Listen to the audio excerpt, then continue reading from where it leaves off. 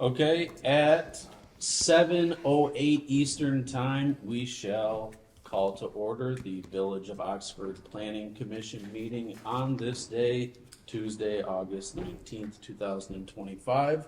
Let us stand. Respects to the flag. I pledge allegiance to the flag of the United States of America and to the republic for which it stands, one nation, under God, indivisible, with liberty and justice for all. Madam Secretary, roll call, please. Scott? Here. CJ? Here. Tom? Here. Regina? Any notes, anything? Justin? And Leslie are absent. Do I have a motion to excuse the absences which were communicated in advance for Justin Ballard and Leslie Pelak? So moved. I'll second. All in favor? Aye. Any opposed? Okay. 2 absences excused. Do I have a motion to approve the agenda for this evening, August 19th? So moved. Second? I'll second. All in favor? Aye. Any opposed? Okay, we have an agenda. Do I have a motion to approve the minutes from June 17th, 2025? So moved. I wasn't here. So. You want a second? Second, yeah. All right, all in favor? Aye. Any opposed? Okay. In regards to meeting minutes, we had some offline discussion to clean up some clerical errors, so good at that. Any correspondence as it relates to anything? Okay. Do I have a motion, or can I get a motion to open the call to, well, time out. There's a general call to the public.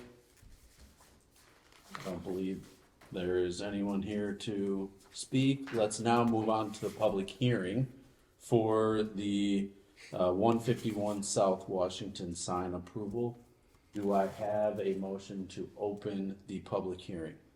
I'll make a motion to open the public hearing for the special use sign at 151 South Washington Street at 7:12 p.m. And a second? Second. All in favor? Aye. Any opposed? Okay, our public hearing is now open.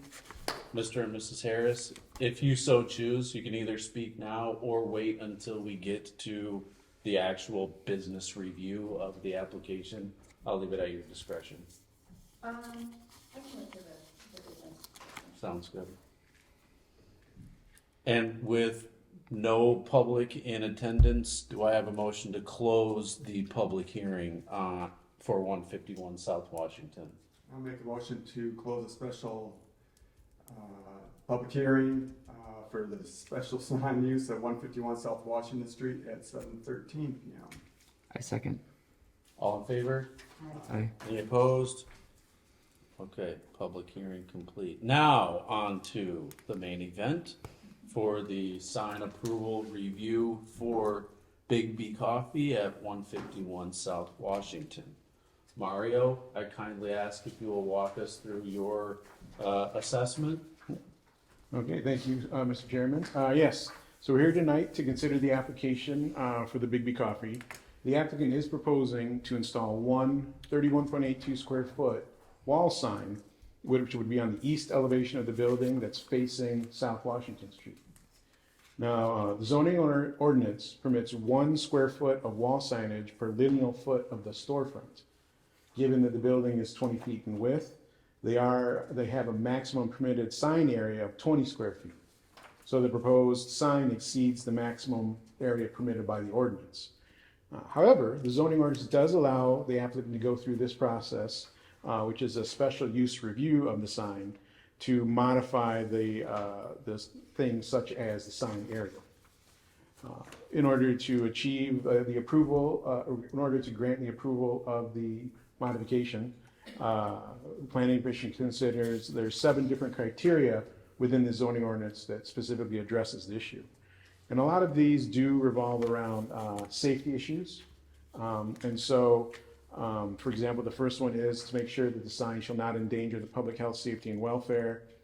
And the sign will basically not obscure the vision of drivers because the sign, it's a wall-mounted sign, which should be nearly flush against the wall. So it will not endanger the public health. Similarly, it will not block the view of other signs on adjacent or nearby sites because once again, it's flush to the wall. And it will not be located so as to cause a visual nuisance to nearby residents because the sign itself is fronting the commercial frontage of Washington Street, and it will not be, and all those properties are either zoned or used as commercial. So it meets a vast majority of those criteria.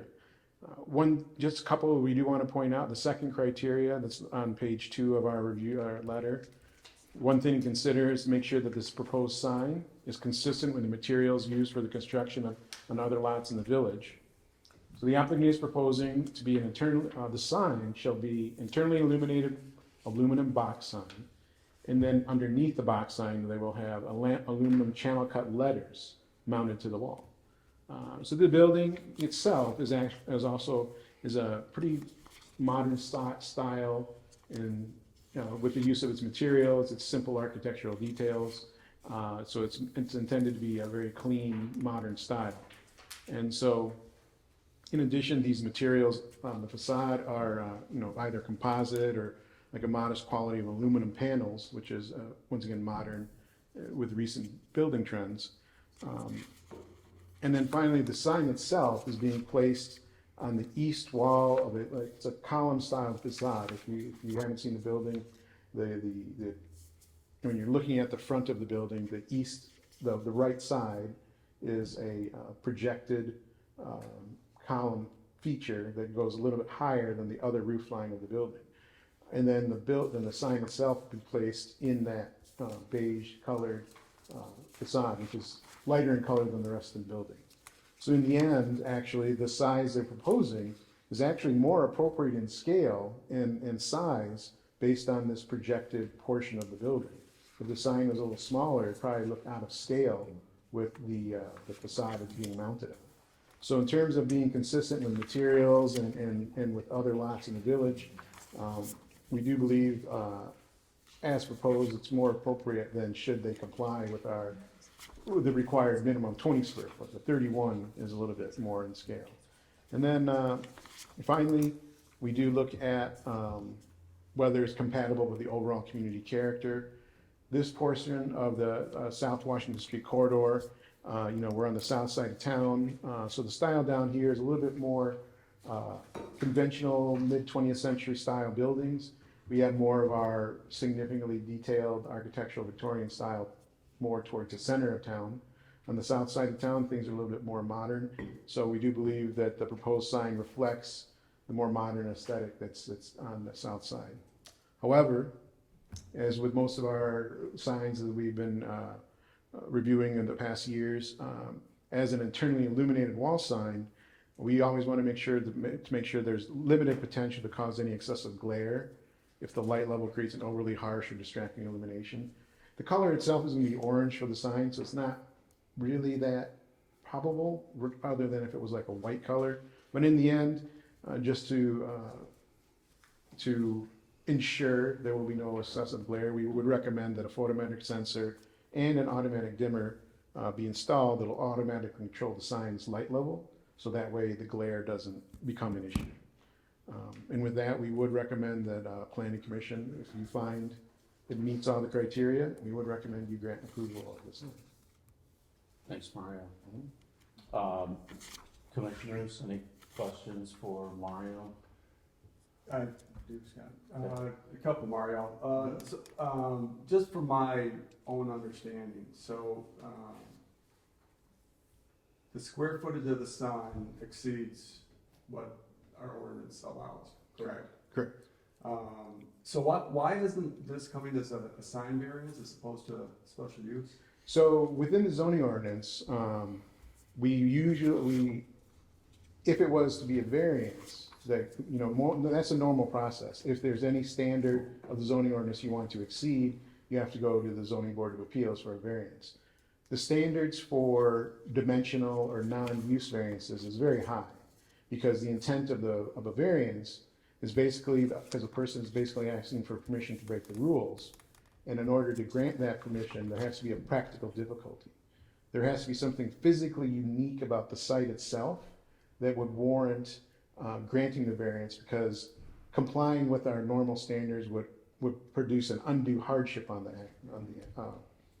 property owner. That's a very high standard. We don't intend to have that very often. As you know, the ZBA hardly meets ever. So when it comes to signs, though, many communities now are adopting this process in which, while we do have our sign requirements that regulate the time, place, and manner of signs, there are some instances where if it's in more proportionate in scale or some more aesthetic concerns rather than safety concerns, as long as those can be met, then it's a different level that doesn't need to reach that high level of requirement for variance approval.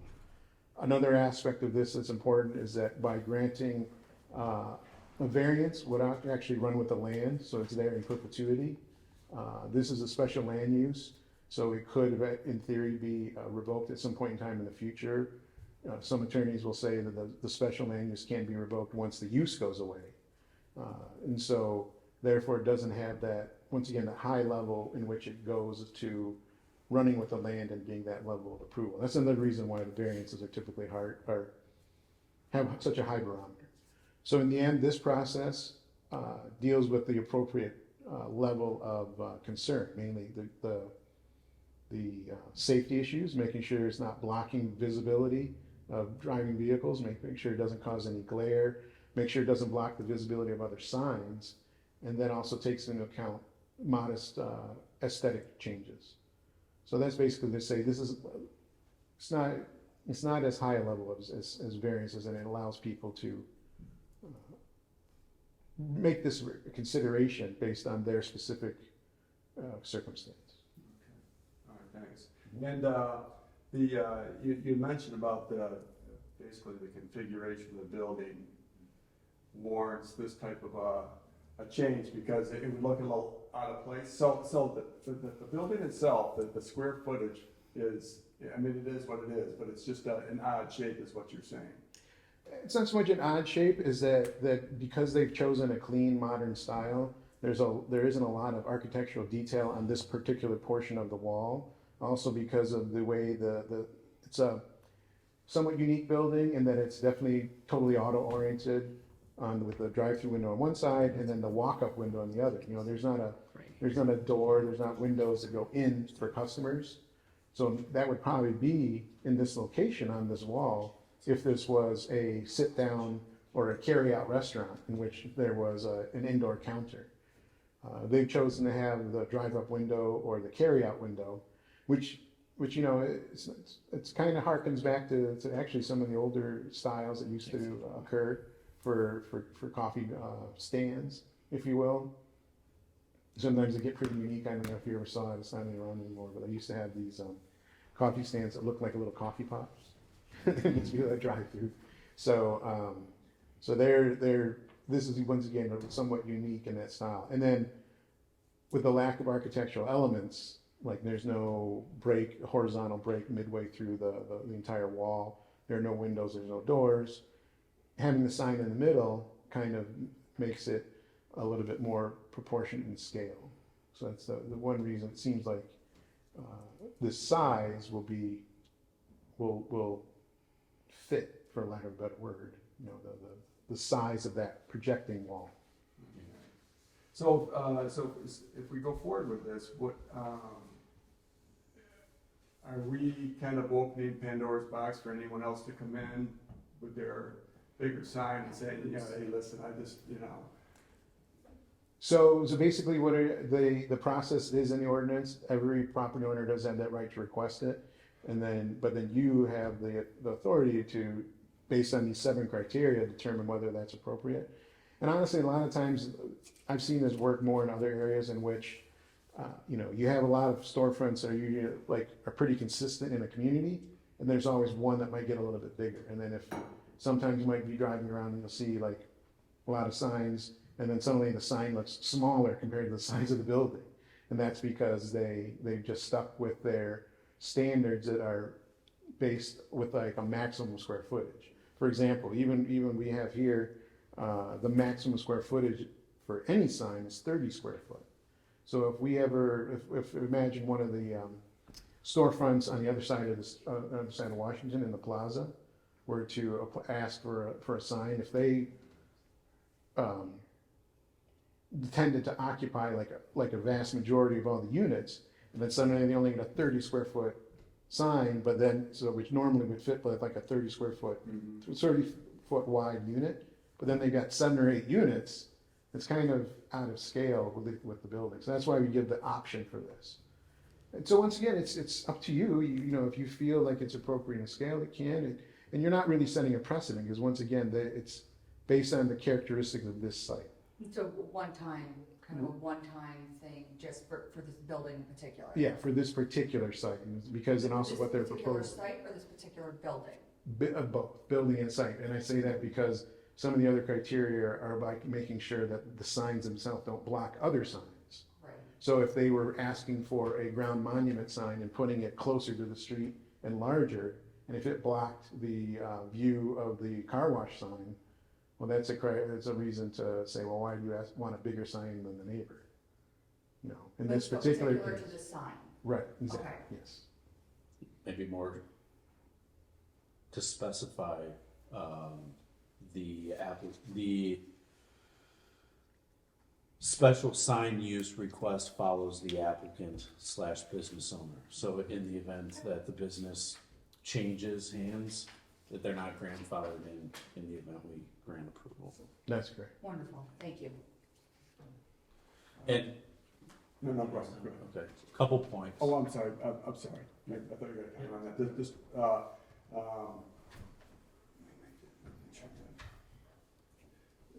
you had mentioned about Mario, the characteristics of the downtown, the aesthetics and whatnot. And that's a criteria, but in one of your comments, you said it really doesn't meet the characteristic of the downtown. So I'm. It's not like downtown. Correct, though. and that's, correct. Because in the downtown, we would have different criteria because of the more architectural details on the buildings, the type of materials, you know, they're more masonry or brick, and then they have more, the different size and scale and more details. This, I meant to say, while it wouldn't probably work in the downtown, on the south side of town, with the more modern, slightly more modern buildings, you know, it probably fits a little, it would fit in a little bit. You could see it fitting in. And that's mainly because, you know, kind of the fact that they're coming in after the car wash. The car wash is already in, that's kind of set a precedent, not a precedent, but contributed to the character being more, to be newer. Whereas this is now just complementing that newer character. And once again, that's just one interpretation. You know, you guys can make your own, obviously. CJ, any I make no questions? decisions. No further questions? No further questions. Regina, anything else? Oh, I'm good. Mario, for the sake of due diligence, the section 3 of the ordinance, no part of the sign shall extend to a height greater than the height of any other structure within 300 feet. It states that will not be located higher. Have we confirmed that? Or what's the means to confirm? Just out of pure due diligence, in the event someone challenges it next door and we have to claim yes or no, what have we done to verify that to be the truth? The only thing I've done is a visual survey using Google Street View and driving around today. I haven't taken any measurements of the existing signage out there, but also you know, all the other buildings are one story, but some of them have peak roofs on the east side of Washington. You know, you do have slightly higher facades in the plaza on the other side of the street. So generally speaking, I would think it doesn't exceed. Maybe the only one might be the veterinary office, but then again, he's further back behind the gas station. So it's the probability of that is low, but hasn't been We haven't conducted any field. You ever taken a tape measure of? No, yeah, And, walking and around with a pole or anything, trying to. And it's also not sitting at the top of the building either. Like it's Right. pretty centered. I bring this up with some humor, but also with the comments that have been made here. In the event someone wants to take exception or challenge the ruling of this special case use, I want to ensure that this commission review with Mario's input confirms that not an issue, right? So in the event we have to challenge or deal with that in the future. Appreciate it. Yeah. Mrs. Harris, you indicated you wanted to stand up and say a few words. Sure. Yeah. Name, address, and association to the sign application, just for the record. My name is Amy Harris. Our address is 943 Watersmead Drive in Oxford, and I am the Big B franchisee / owner. So, when the way this process works, when we go about getting our signage, we get to the point of having our signage developed, we reach out to the sign company, and we are working with Big B's preferred sign company called Vital Signs, so they're experts in this arena. So we present to them, our building. They create the sign based upon typical standards of Big B and where they're typically placed and typical sizes. And so that's where they came up with the 31.82 square foot sign, I believe. So we thought there'd be no issue, but I know the signage is a completely different ballgame after the approvals that come. This is when we began dealing with the process of it. So then it came about that we didn't meet the 20 square foot regulations. And just in full candor, they actually recommended that I come here today and basically just kind of tell our story, because typical Big B's are either part of a strip mall. They have the cubes, which also have that tower type of look that we have in our building. It's kind of what we emulated to a degree. So the whole standalone building is actually a newer thing for Big B. But there was another one that was done that we kind of modeled it after. And when you do look at the tower and its entity, 20 square foot would look very small, and it wouldn't stand out. It almost would look a little, in my perspective, a little odd. Also, so 20 square foot is our frontage, but the side of our building is significantly longer. It's 37 square foot in length. So while most people have, their frontage being the longest part of their building, our building is actually longer on the sides. So we think, based upon that we should, be warranted, or we would like for you to consider allowing us to have this larger sign. And it is, it's a little larger. It's, we're not looking for it to be like 3 times as large or anything. But we just think it would look, just more in scale and more in line with the rest of the building. Any questions for Amy? No. I have one. Okay. I'm always good for one. I'm familiar with the style and design of this Big B building. There's one I pass on the way up north every Friday and Sunday. My question, and you indicated that the sign dimensions are typical. Is it a franchise requirement or mandate, or are we following precedents set by other Big B buildings only? I don't believe there's any precedent, but we are following the basic guidelines of other Big B's. Okay. And we left it up to the sign company to come up with the appropriate sign, for our tower. And so that's what they came back with, but there's not really any. It's not a specific parameter or condition within the franchise agreement. Not that I'm aware of. Nobody's brought that to my Okay. attention. Yeah. Fair enough. Anything else? Yes, Scott. So I see that you have the sign centered in the middle of the top part of the building. If the sign was smaller, I don't want to do a design at this meeting, but just a question. If you thought about raising it up more towards the top so it could be more visible, but yet still meet the sign dimension requirements? I don't think that's typically where they're placed. If you look at a lot of the cubes and everything, they're usually more centrally located in the middle. From that perspective, we are trying to adhere, you know, to that guideline, or it's not technically a rule, but that standard that Big B. A recommendation, Yes. if I may. Additionally, we might actually run into like height issues, There you go. like if we did that, like with the surrounding buildings. When you say height issue, The number 3 that we were just talking about. a few But minutes ago. hang on, That'd be- time out for a second. Just for a point of clarification, maybe Mario can help provide quick point of discussion. This sign layout does not specify the exact location on the wall, or it does? Let me just triple check, but I want to say it doesn't, It does not. it does not. That's something that you could discuss and ask them where they would like to have it, and then you could just make sure that's part of the approval in terms of like the percent, making sure the location is, you know, known and appropriate. Because as I mentioned, I was going off of what I've seen in other Big Bs and then what this sign on the graphic is shown. And to me, it's about making it basically almost equidistant. Not obviously, but based on the graphic, it would be equidistant horizontally.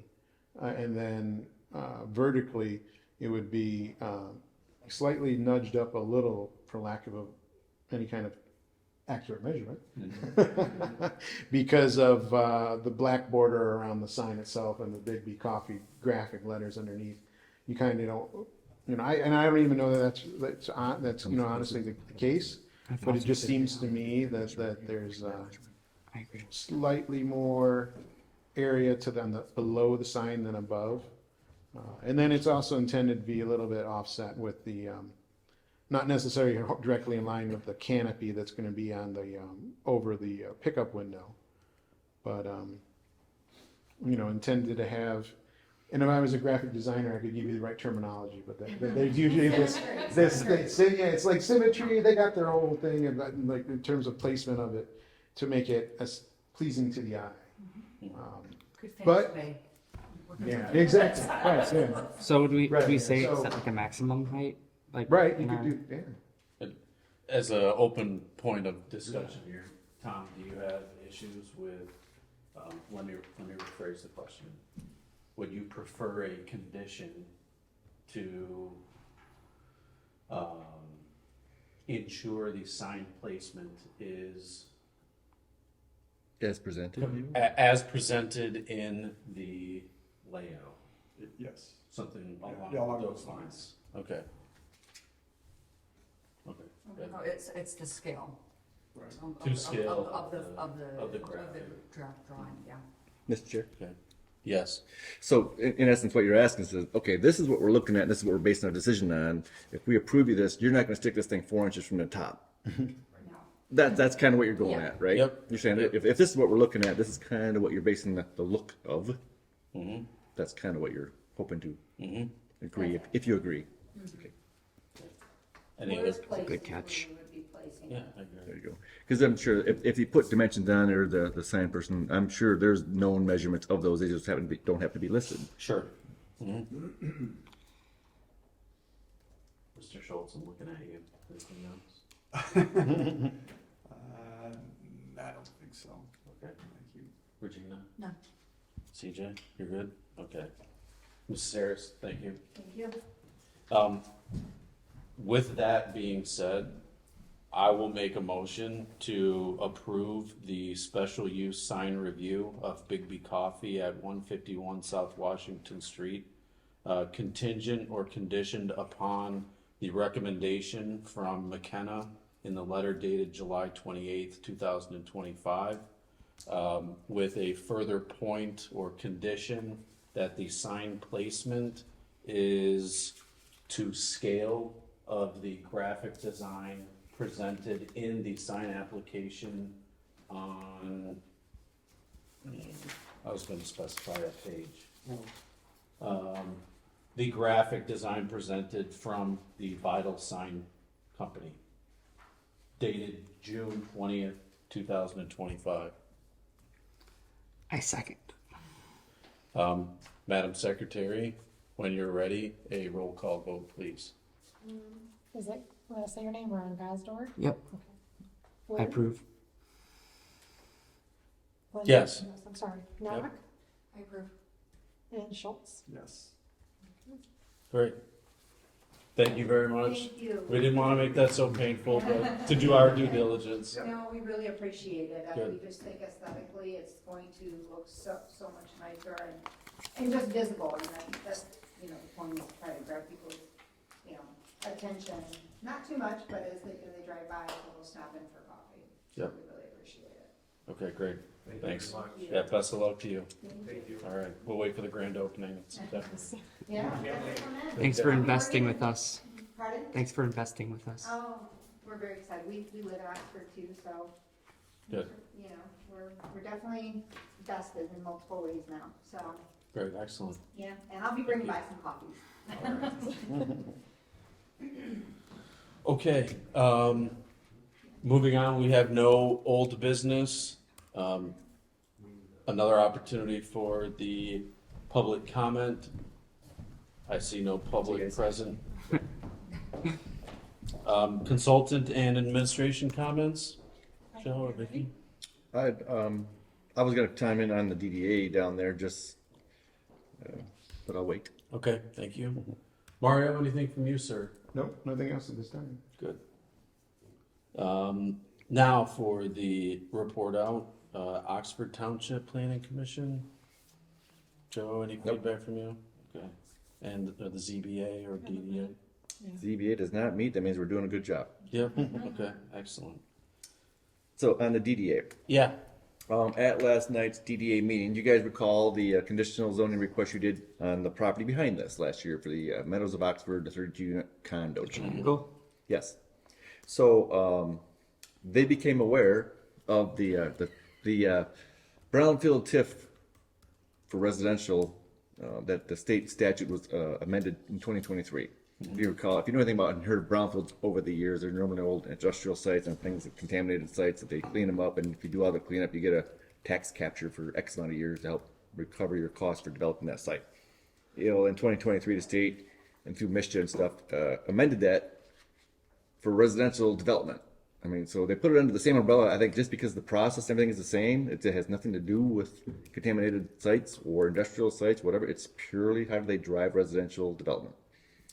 And one of the questions I was on this thing last Christmas time, MSHA said they go around and ask developers, why aren't there any $275,000 homes being built? And the answer from the developers was because they cost $300,000 to build. They're like, okay, there's a problem. How do we fix this? And so that's why they amended the ordinance as a statute for this TIF, kind of like a DDA. You create an authority, you capture those taxes, and as the developer builds, those go back to the developer to refund some of their costs on the over a time period. And so these developers there have learned of that, and they're taking that approach, and they've come to the council and have said, hey, here's we're thinking process that we're looking at. We're hoping that they will get buy-in from the village for this as well. The particular circumstance here is there's already an underlying TIF there for the DDA that is in the DDA district.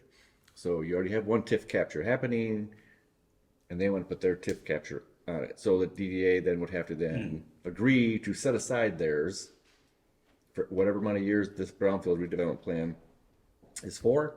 And at that time, once that brownfield TIF expires, the capture would then go back to the DDA. And if you remember CJ last year when they were talking about these developments and how much it was going to cost, and if you calculate the quick math, it was going to be about $140,000 in new tax revenue. And I burst your bubble afterwards. I said, yes, but we don't get any of that. Right. It goes to the DDA. So, but the DDA currently probably only gets a couple thousand at the most off this property. So what they're going to be asked, and in concurrence with the village council, is sign a resolution or agreement with the county. You will forego or put your TIF like in abeyance for 15 years is the mark that this developer is looking for. They can go anywhere from 5 to 30 years. they need to go at least 15 years for their financing people to give them credit for this revenue coming back at them. So that's in the works. I exposed it and brought it forth and showed some documents to the DDA last night. And for them, it's like, okay, do we want to give up $1,500 a year for 15 years? And then in 15 years, all of a sudden, we're going to be collecting 180 grand a year. So, you know, they see the light at the end of the tunnel, and they're not giving up much on the front end to do so. So I think they're going to be fully on board with it next year. But I bring it to you guys because you guys are the ones who kind of got this ball rolling with your conditional approval, and the council accepted that conditional rezoning, and now it's got another aspect of it that is kind of what it takes, right? It takes a village, right, to make it all happen. The council has to weigh in on it. The DDA is going to have to weigh in on it. The DDA is going to perhaps going to set aside their capture on it in an effort to help the developer make it a possibility. So that's it was about a year ago you guys approved it, and Yep. I think it's a 2-year process they have for that to expire or get some extension. They're working pretty diligently on it. We've been working with them and their developer or their engineer Jim Sharp here in town on the sewer and the water connections and the plans and how they extend it and coming down from Lincoln Street down around the backside. We've been working met with them over the summer on that plan through the infrastructure stuff as well. So it's been inching along. But you guys sometimes you approved something a year ago and you maybe haven't heard much. Yeah. So Oh, that's good. That's the update. process. That's where it's going. And I don't tell developers about this TIF plan, but they find it on their own. So because I just assume they built it without it. But if that's what it takes for them to do it, so be it. Is there any probability that an amended site plan would come back for review, or? I don't think so. They're sticking right with what you guys approved. Minor tweaks on like the retention pond, the engineering stuff, Yep. you know. But that's just more engineering. Hey, we don't want to see all these 45s on the water main dipping below the storm drain. We'd like them to kind of deflect it down and come up more. Some of those just technical things on the engineering side of things. But as far as the site plan goes, nothing. Okay, great. Good. So it's still on track. It'll go to the village council, and we hopefully have everything in the row. It's pretty straightforward. A couple things.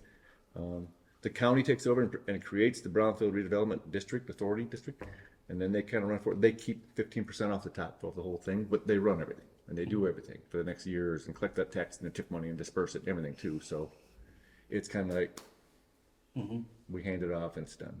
Okay, that's a good update. Thank Yeah. you. You're welcome. Commissioner comments? I'm good for a couple. Regina, welcome.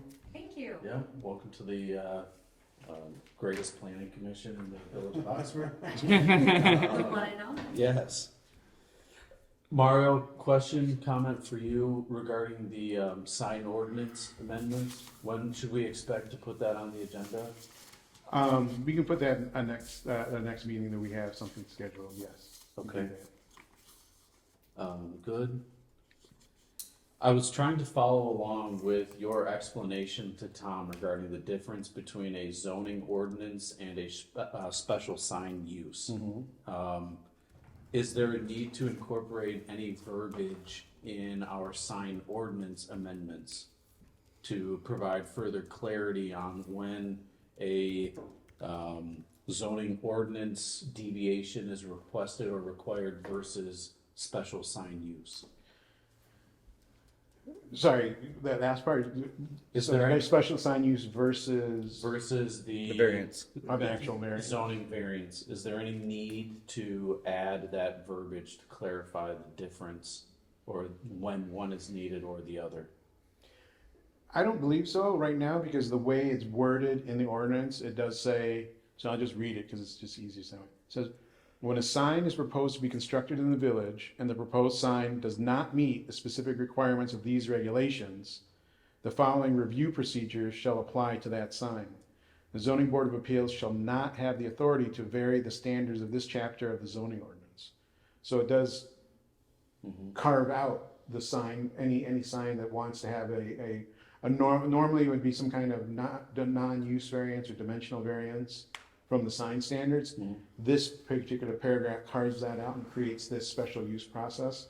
And like I said, I actually do like it. I've actually promoted this in other communities because to me, once again, granting a variance for a sign, you know, there really is no criteria that would justify granting a full-blown variance, because the want or need, aesthetic need for a larger sign, you know, that's not a hardship, that's just your want. It's not, there isn't anything physically unique about your site that would really substantiate giving somebody a variance. Okay.